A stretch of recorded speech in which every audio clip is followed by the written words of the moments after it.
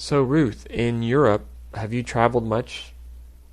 Yeah, actually, well, when I was younger, I went on a tour around all of Western Europe, and then when I was at university, I backpacked around Scandinavia for a month with a friend.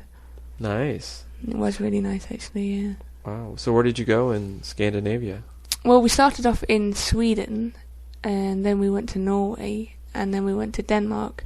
We never actually made it to Finland, but that was simply because we ran out of money. So, Mm. So, were you out in the wilderness, or were you just going from village to village? really, we arrived in Stockholm. We went around Stockholm. We went to Oslo. We spent most of our time in the cities, although everything was so expensive. We ended up sleeping in youth hostels or on people's floors. What do you remember most about your trip? Probably just having no money, and so we couldn't eat really for a fortnight. Couldn't eat. Well, we ate breakfast in the youth hostel, and then we would take a bread roll from the youth hostel from the breakfast bar and have that for lunch, and then in the evening we would eat if we could afford it.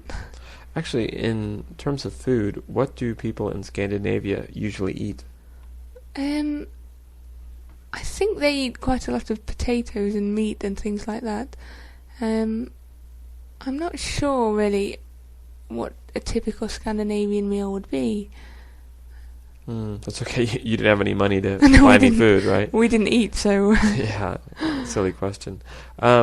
So, what do you remember most about Stockholm?